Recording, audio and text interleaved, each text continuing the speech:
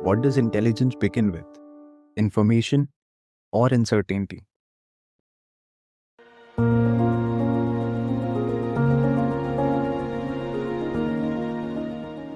One man realized that uncertainty in a system could be measured, and that changed everything about how we understand it.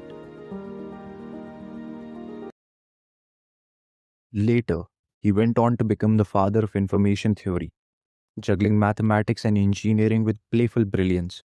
He gave us a way to capture uncertainty itself. Entropy is what he called it. And it so happens that this concept has a profound underlying connection to the way we understand artificial intelligence today. Let me inaugurate this concept to you very briefly using an example. Consider two events: the occurrence of a full moon and a total solar eclipse. The latter is relatively rare compared to the former, but it does carry more information. Or another example: think of a hailstorm that ruined crops versus sunrise this morning. The sunrise is certain, the hailstorm is rare. One is predictable, the other informative. From eclipses to algorithms, from dice rolls to deep learning, we don't begin with intelligence. We begin with noise and the human drive to find signal within. The same underlying principle that rare events carry more information than common ones laid the foundation for far more profound things, from data compression to loss functions that train neural networks. The man who gave us this idea was Claude Shannon. Yes, Claude. And this concept of information entropy was introduced by him in his 1948 paper, A Mathematical Theory of Communication. Today, we call it Shannon entropy. Think of it as a measure of surprise. It is the mathematics of uncertainty. It tells us how much surprise, how much unpredictability is contained within a system. And you may ask, what has it got to do with intelligence? Artificial intelligence specifically? Or how does it relate to AI? Or, I have never heard about it. Does it even matter? But it shows up everywhere, hidden in plain sight. And by the example of a universal constant, pi, would become a lot more obvious. With modern supercomputers, pi has been calculated to over 314 trillion decimal places. That's a number so vast, it dwarfs the number of stars in the observable universe. But here's the question: have we devised an algorithm that would learn the underlying pattern, if any at all, and predict the forthcoming digits?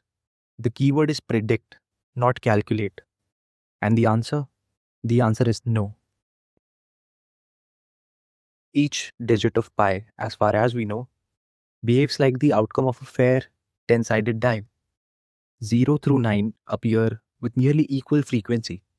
In fact, in the first 22 trillion digits computed, every digit shows up almost exactly as often as expected. And that means the sequence is maximally unpredictable. Now, the entropy per digit of pi is finite, about 3.32 bits. That's the maximum for a system with 10 possible outcomes. But when you consider the entire infinite expansion of pi, the cumulative entropy diverges. Each digit adds roughly 3.32 bits of uncertainty.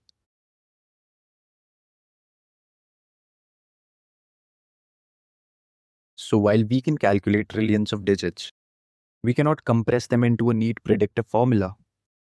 The entropy of pi's infinite sequence is unbounded. It resists prediction. It resists simplification. And that's the essence of uncertainty, even in something as deterministic as mathematics.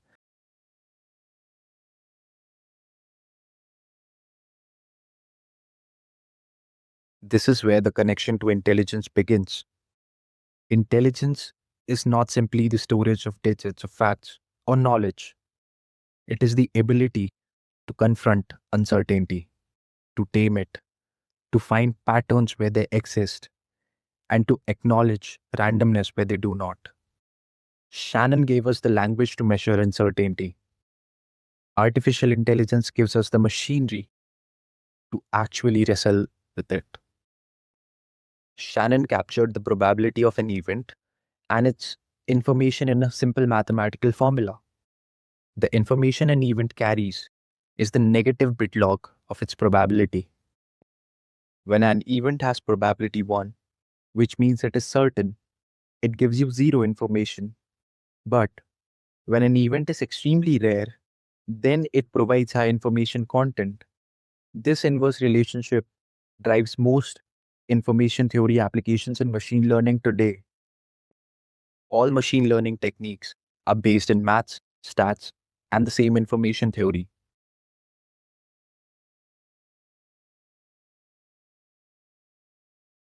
In machine learning, entropy drives critical decisions in algorithms like decision trees, where it determines the best features for splitting data.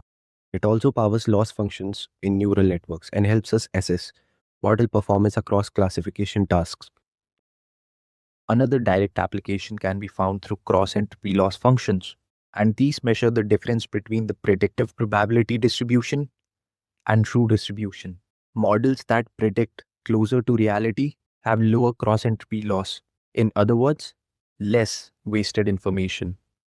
And what happens when training classification models? How do we actually quantify how much information is lost when we use the predictive probabilities instead of true probability? Use the same cross-entropy loss. And as I previously mentioned, in decision tree learning, entropy is used to build the tree. The data is split into a number of subsets according to all possible values of the best attribute. And what is the best attribute? This is the one that minimizes the combined entropy in the resulting subsets. What does this even mean? Decision trees grow by asking questions, and each split is chosen to reduce entropy to make it predictable. KL divergence builds upon Shannon entropy by moving from measuring uncertainty within a single distribution to comparing uncertainty between two. Shannon entropy tells us the average amount of information needed to describe the outcomes when we know the true distribution. And KL divergence takes this a step further. It asks, what happens if we try to describe the true distribution using another distribution? The answer is the extra information cost, the penalty for using the wrong model, for believing the wrong story about reality. In this way, KL divergence can be seen as entropy's comparative cousin, quantifying not just uncertainty, but the inefficiency of mismatched beliefs. The same imprints can be found across the paradigm of generative AI.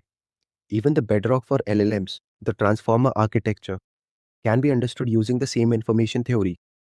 Attention mechanisms route information based on relevance, and the training process learns to compress and transform information across layers. Variational autoencoders weave entropy into their loss functions, striking a balance between faithful reconstructions and a well-structured latent space. Active learning leans on entropy to decide which samples are worth labeling, chasing the highest payoff in knowledge. GANs, meanwhile, stage a duel between a generator and a discriminator, where the discriminator's role is essentially an information theoretic comparison. Step back and you see the information bottleneck theory as an extension of Shannon's ideas, explaining why deep networks succeed. Because they compress the inputs, strip away noise, yet preserve the entropy that matters for the task. That's why these massive models generalize so well, despite their size, essentially compressing uncertainty into signal, turning chaos into intelligence. And all this leads me to one thought. Shannon gave us some mathematics, profound, immaculate, and artificial intelligence is its manifestation. But between all this, isn't intelligence just uncertainty and information put into the right amount and order? And what does it mean for us as we build machines that learn? Are we teaching them knowledge or are we teaching them to master uncertainty?